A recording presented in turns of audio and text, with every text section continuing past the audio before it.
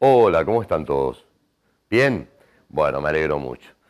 Vos sabés que el programa de hoy creo que te va a interesar mucho porque es una entrevista con Jorge Rashid. Él es un periodista, médico, escritor. En este momento desarrolla una tarea muy importante dentro del Ministerio de Defensa vinculado a los medicamentos, la producción de los medicamentos, el desarrollo de ese medicamento en cuanto a cómo se lo lleva al país, a los lugares de mayor necesidad social, a los lugares de nuestro campo popular, como nos gusta decir a nosotros. Ustedes saben, la historia del medicamento está vinculada a historias de poder económico. Este país ha tenido gobiernos como Arturo Illia, que fue, entre otras cosas, derrotado por haberse enfrentado a los monopolios de los medicamentos. Hay un cambio de gobierno en la Argentina inmediato, pero también hay un mundo en crisis en el capitalismo y uno de los soportes de ese sistema de dominio también está puesto en la industria global de los medicamentos. Y cuando hablamos de medicamentos tenemos que hablar también de América del Sur, a hablar de UNASUR, a hablar de los acuerdos que tan poco visibilizados están a la hora de producción de medicamentos, a la hora de enfrentar el tema de las patentes con los poderosos de los mercados mundiales. Bueno, de todo esto vamos a hablar con Jorge Rashid, aquí en Feos, Sucios y Malos. Claro, yo, él, pero por supuesto, ustedes antes que nada.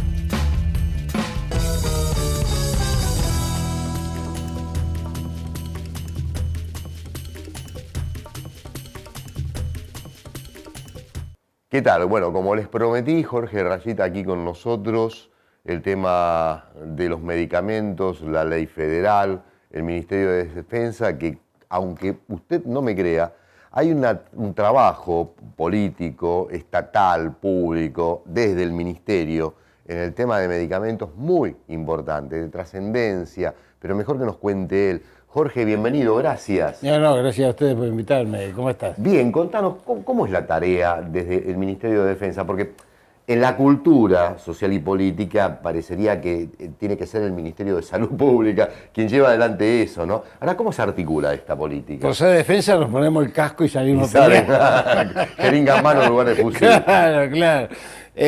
La batalla de la salud es una batalla. Mirá, nosotros estamos hace 4 años, sí, 4 años, tratando de recuperar los laboratorios de conjunto, se llama ahora el Laboratorio Conjunto de las Fuerzas Armadas. Los más jóvenes no sabrán, pero cuando éramos chicos, los que hicieron la colimba saben que todos los medicamentos eran de navales, o eran del ejército, o eran aeronáuticos, porque los primeros laboratorios que hubo en la Argentina, en la época de Carrillo, que fundó la primera empresa estatal de medicamentos, Ramón Carrillo. fundó el EMESTA, Empresa de Medicamentos Estatales, que fue la que dio origen a toda la importante industria privada nacional que hoy tenemos en la Argentina, que es muy buena, que ocupa 100.000 personas en los laboratorios nacionales, y que solamente tenemos una contradicción: descarrilan a la hora de la comercialización porque copian modelos multinacionales. Poner en marcha los laboratorios era una tarea paralela a 2 cuestiones centrales de las Fuerzas Armadas. La primera es que nosotros somos dependientes, es decir, no tenemos soberanía en salud porque el 100% de la materia prima es importada. Cosa que no pasaba en la Argentina durante la época de Carrillo y hasta los años 70. Después vinieron los genios econométricos a decirnos hay que comprar más barato, es lo mismo que vos tengas aviones y no tengas nafta, que es lo que le pasó a Richieri, después a Mosconi. Y Pero por eso, antes que sigas, ¿no? Sí. En la época de Ramón Carrillo, cuando él lo desarrolla el sistema, ¿no? Sí. ¿Cuántos laboratorios estaban produciendo esto que vos decís? nada, lo empieza él. Lo empieza él. Lo empieza él. Él tiene, mirá, hay una frase muy linda de Perón, se puede nombrar a Perón acá, ¿no? ¿Por qué no? Bueno, Perón decía, cuando le ofrece el ministerio a Carrillo, le dice, Le ofrezco al Ministerio de Salud porque no es posible que en un país haya un ministerio para las vacas y no haya un ministerio para los hombres. Fíjate vos, era Secretaría la de Salud. Y con esa ironía que siempre manejaba Perón, ¿no? Y realmente empiezan ahí porque lo que había era todo artesanal, era la famosa farmacopea, esto de mezclar, digamos, los principios activos en la farmacia, se hacía en las farmacias. O sea que todo esto tiene un desarrollo artesanal, como empiezan todas las cosas, y que se va transformando en el tiempo en un desarrollo productivo que, insisto, en cuyo primer eje está dado por las Fuerzas Armadas. Las 3 Fuerzas Armadas componen los primeros laboratorios. Ahora, nosotros teníamos este problema, entonces, planteamos este problema en los siguientes términos. Si no tenemos materia prima, mañana o pasado hay un conflicto como el que se avecina a nivel mundial, que hay un conflicto que puede extenderse en cualquier momento, lo primero que se corta son los mercados de los medicamentos, porque todo lo que sea medicamento es coaptado por las potencias beligerantes para el nivel de conflicto, lo cual haría que nos suceda una situación muy similar a la del 2001, donde la crisis provocó el desabastecimiento de medicamentos de los hospitales públicos, por falta de garantía de pagos del Estado. O sea, los mismos laboratorios nacionales, privados nuestros, que habíamos salvado de la ley de patentes de Cavallo en una acción política durante los años 90, una ley de patentes que los iba a destrozar y que nosotros pudimos dar vuelta con una acción política muy fuerte, con Silfa me estoy refiriendo específicamente, esa misma Cámara Empresarial le dio la espalda a nuestros pacientes. Imagínate un paciente diabético sin el hipoglucemiante, con las complicaciones que significa, desde la ceguera a la amputación, digamos, o a la insuficiencia renal. Un paciente hipertenso con una ACV, digamos. Es un drama y no sabemos, no podemos contabilizar la cantidad de muertos que tuvimos en el 2001 por el desabastecimiento hospitalario. A partir de eso tuvimos una convicción muy fuerte. Había que construir el eje de la producción pública de medicamentos, que había sido desafectada en los últimos 40 años de neoliberalismo. Esto nos llevó entonces a poner en marcha algunos laboratorios más. Algunos ya estaban funcionando, provinciales, universitarios, dispersos. Yo puse en marcha el de Laboratorios Puntanos de San Luis, que rápidamente adquirió dimensiones importantes, no por mí, sino porque la necesidad que hay de este tema, y porque además tenemos un capital humano que es precioso, que es maravilloso. Jorge, supongo que ahí interactuó mucho Ciencia y Técnica. No, más las universidades. Más las universidades. Todavía no estaba Ciencia y Técnica como ministerio. Sí, el CONICET, cuando nosotros empezamos una acción conjunta, esto de la militancia política uno lo lleva a que además de desarrollar el proyecto productivo, vaya enhebrando, articulando, claro, tratando de enhebrar aquello que estaba disperso, y nos juntamos en ese momento 19 laboratorios de todo el país para hacer una acción política conjunta que se llamó la RELAP, que la lanzamos en el 2007.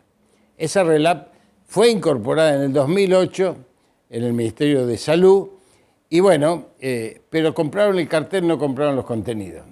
¿Cuáles eran los contenidos? Los contenidos son los que hoy intentamos llevar adelante cuando hicimos la ley, el año pasado, y la llevamos adelante, la ley 27113, que es la Agencia Nacional.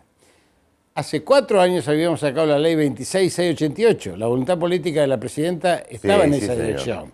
La ley de producción pública de medicamentos, que durante 3 años y medio no fue reglamentada. Claro. No fue reglamentada. Pero, entonces, como vimos que no había voluntad de algunos y muchas presiones para no reglamentarla, le sacamos una ley que es la ley ejecutiva de la otra ley, que es la Agencia Nacional.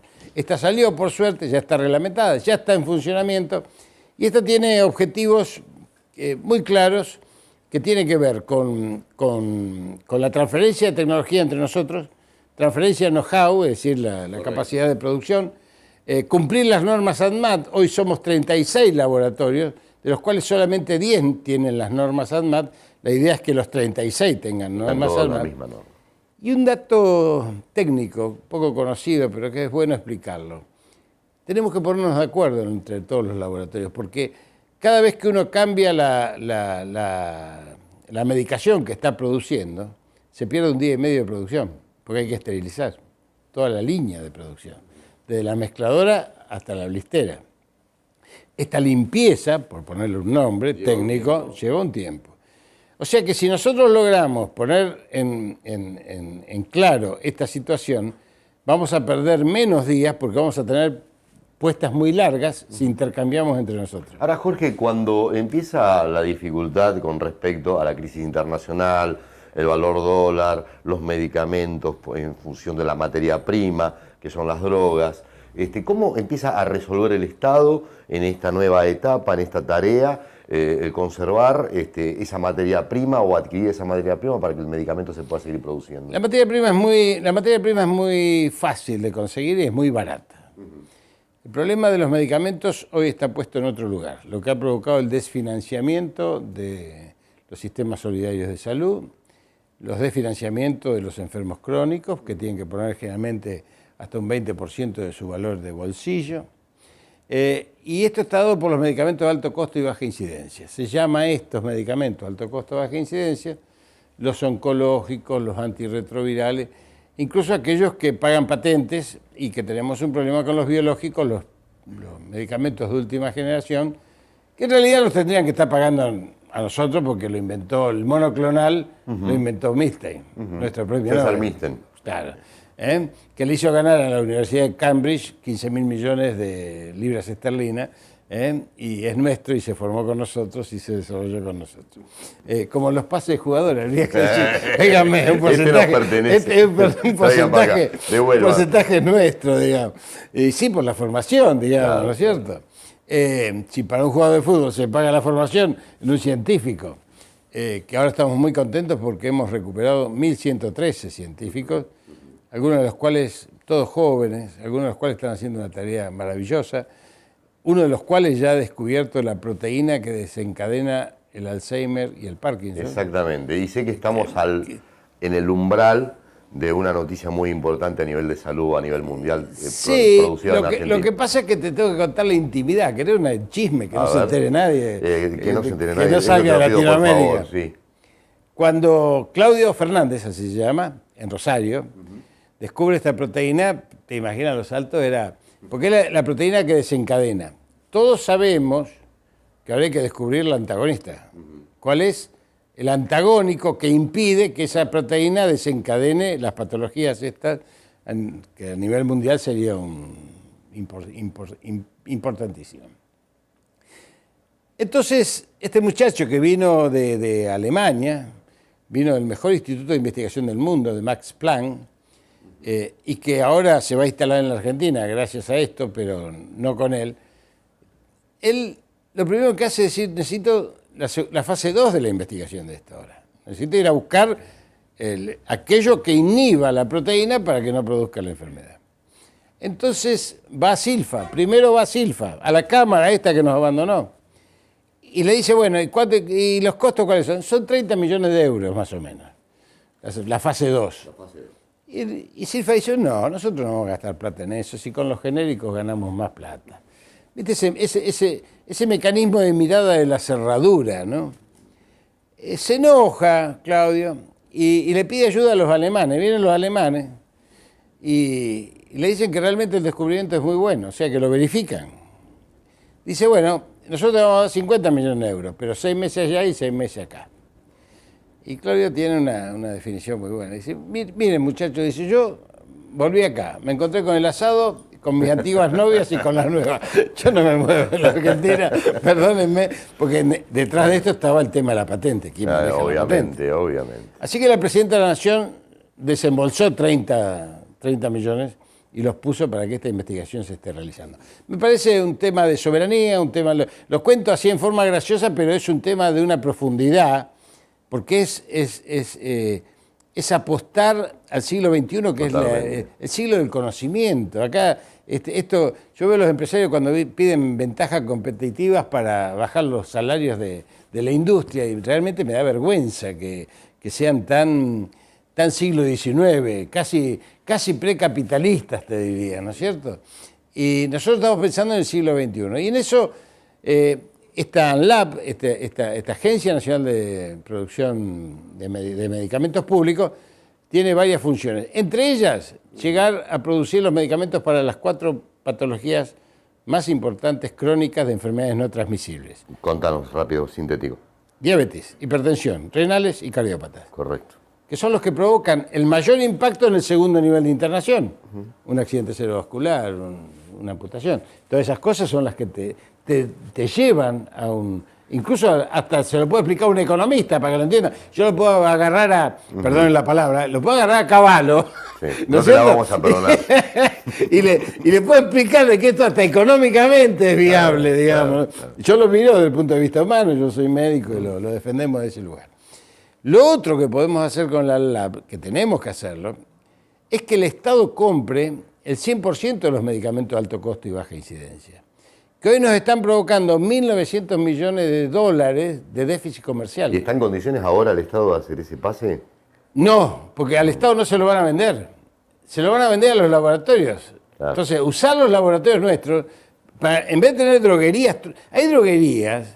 Yo te voy a contar una sola anécdota, si tenés tiempo.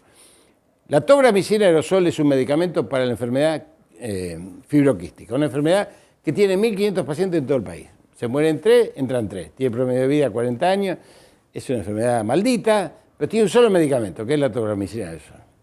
En algún momento me la vinieron a ofrecer para que la compremos nosotros en el exterior cuando estábamos en el laboratorio. Y entonces yo dije, ¿cuánto la vamos a vender? Y mira, ahora dice, ahora vale 15.000 pesos, cuando el dólar estaba a 3 pesos. El tratamiento mensual, vos imaginate lo que era. Dice, la podemos vender a 9.000. Le digo, ¿por qué 9.000? ¿Y por qué no 8.000? Le digo, a quien vino a proponérmelo.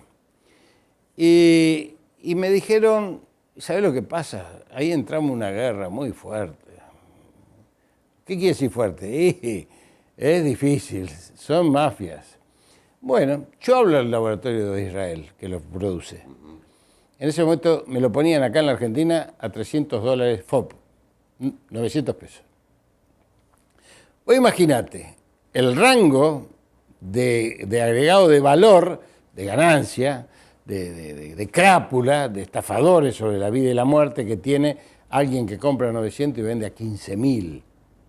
¿Sí? Estamos hablando de 1.500%. 1.500%. Yo le pregunté en ese momento al gobernador, le digo, ¿tenemos espalda para aguantar esto? Porque va a venir una contraofensiva muy fuerte. Dije, si vos no la tenés, yo no la tengo. No pudimos comprarlo, pero el Estado sí puede hacerlo a nivel nacional, descentralizar el 100% de los medicamentos. Y también producir, junto con ciencia y tecnología, esta materia prima que hemos propuesto desde Defensa, vuelvo a Defensa, tu pregunta inicial, que le hemos propuesto al UNASUR, que fue aprobado por los cancilleres y los presidentes en Lima, Perú, en noviembre del 2013. Me quedan 5 preguntas, Jorge, y tengo que ir cerrando el programa. Estamos hablando Perdona, yo soy larguero, ¿viste? No, estamos hablando no hay problema, con el larguero Jorge Rashid. Nos quedan 5 preguntas, vamos a tratar que sintetice ahora.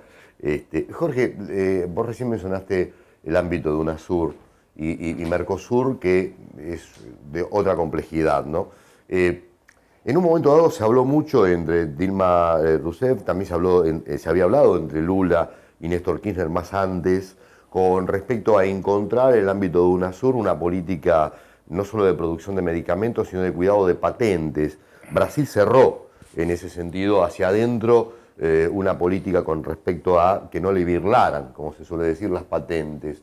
¿Qué tan lejos estamos de concebir una política en esa dirección en el marco de una nueva batalla que se abre tras la crisis mundial y todas las necesidades que venimos comentando hace un rato? Lula tuvo una experiencia muy fuerte y muy rápida y de una voluntad política férrea.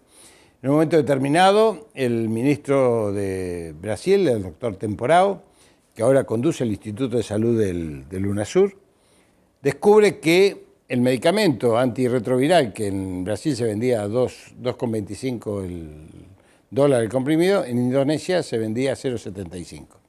Como el medicamento es un bien social declarado por la Organización Mundial de la Salud, tiene que tener un precio unitario en todo el mundo. Entonces Lula fue rápidamente, después de hablar con Temporado, y lo denunció en la Organización Mundial de Comercio, y a partir de ese momento Brasil lo empezó a producir dando de baja las patentes.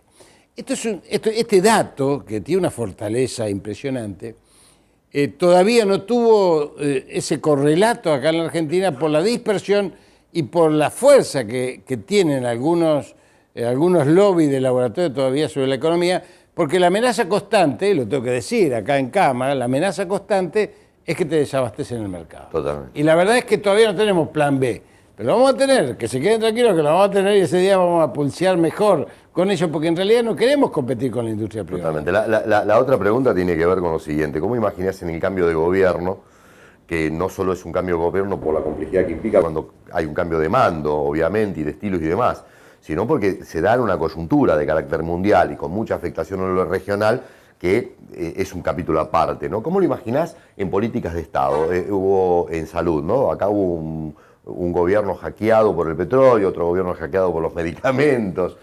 ¿Cómo imaginás esto ante una disputa tan violenta que se ve venir? Te lo voy a... esa pregunta que es... para hablar 5 horas no las tenemos, ¿no? Te voy a contestar con un viejo dicho chino, que dice, nunca hay que preocuparse por andar lento. Lo preocupante es detenerse. Yo creo que los próximos tiempos, y sobre todo los que estamos acostumbrados a pelear, porque no te olvides que yo tuve que sufrir 2 años y medio Ocaña. Digo, para ser claro, digamos, ministra de Salud de mi gobierno, al que yo defiendo y al que yo quiero preservar en el camino de más Estado y más política, que es el camino que hemos inaugurado en el 2003. Pero ¿no es decime cierto? honestamente, ¿qué era más pesada, Ocaña o Barrio Nuevo y el Monje Negro? No, Barrio Nuevo y Nosiglia todavía siguen manejando casi el 50% de la seguridad social y los prestadores, lo cual es un problema a resolver, sin duda. Para eso tenemos una propuesta. En salud tenemos una propuesta, no te la voy a decir porque sería... ¿Te votamos o no te votamos? sería darle de comer al adversario, al enemigo. Bueno, en este ya que caso. me la dejaste servida, te la replico, ¿no? ¿Cuánto implica en política de salud, en un Estado de carácter popular, penetrar en las obras sociales, con las dificultades que tenemos, las contramiradas en el movimiento político sindical? Para eso hay que tener primero un buen diagnóstico. Las obras sociales fueron intrusadas, violadas, igual que el sistema de salud, fragmentadas por el Banco Mundial. Esto hay que decirlo contra las letras. El sistema solidario de salud se compone de 4 patas. El hospital público, el sector público hospitalario. El PAMI, 7 millones de afiliados. Las obras sociales provinciales, que nunca se toman en cuenta, otros 7 millones de afiliados. Y las obras sociales sindicales. Todas estas fueron intrusadas. Desde el hospital público, que tiene servicios tercerizados, o sea que tienen servicios intrusados dentro del sistema solidario. Es una barbaridad que no resiste el menor análisis. Está fragmentado, está provincializado y municipalizado, lo cual hace que el intendente de La Matanza a lo mejor no tiene problema, pero el de Pirané Formosa, hermano, se agarra con los dientes de la gasa porque no sabe qué hacer con su hospital. Las obras sociales fueron desreguladas, o sea que descremaron los sistemas. Se llevaron los que más ganan, los más jóvenes y los más sanos, y te dejaron los más viejos, los que menos ganan y los más enfermos, lo cual implica un descreme absoluto que las ha terminado de financiar. A eso tenés que agregarle todos niveles de corrupción que han ido, las corruptelas que se han ido instalando, que hace falta recomponer en 2 sentidos. Y el Primero, peso de la industria privada de la salud. No, ese peso. Por eso lo que tenemos como plan, te voy a dar un solo dato y no voy a hablar más que esto. Hoy tenemos todas las mangueras para afuera en los sistemas solidarios. Hay que meter todas las mangueras para adentro. El tema es quién. ¿Quién puede ser el próximo ministro de Salud? No sé, yo creo que ¿No, tiene que Gil? ser No. un hombre... No, porque yo soy muy frontal, me parece que no me van a querer. Nada, pero te pregunto, digo, ¿quién imaginás que podría ser? O a quién Mirá, te la gusta? pugna está entre 2 concepciones. Si vamos a seguir con los formularios terapéuticos internacionales, si vamos a seguir monitoreados por la Organización Mundial de la Salud, que nos declaró una pandemia que nos endeudó en $50 millones por la N1H1, si vamos a seguir dictando clase con la OPS o si vamos a hacer algo regional con Temporao y la gente de UNASUR para constituir la América profunda, criolla, auténtica, también desde el punto de vista salud, no solamente desde el punto de vista del pensamiento. Jorge, me quedan un montón de preguntas, pero vos sos el culpable porque sos larguero y todo eso, pero a ver, en serio, Soy dinosaurio. ¿te podemos volver a invitar? Sí, claro. ¿Listo? Sí. Lo dijo acá delante de ustedes, dice que sí. Así que en corto plazo le pegamos una vuelta de tuerca a todo esto y seguimos con todo lo que nos quedó afuera. Pero igualmente se abrió un panorama, nos permite leer, comprender, interpretar y por eso, sobre todo, visualizar el escenario próximo, inmediato, que tiene que ver con vos, conmigo, con nuestra vida, con nuestras necesidades. Jorge, gracias. Gracias a ustedes. Mañana nos vemos otra vez feos, sucios y malos. Chao.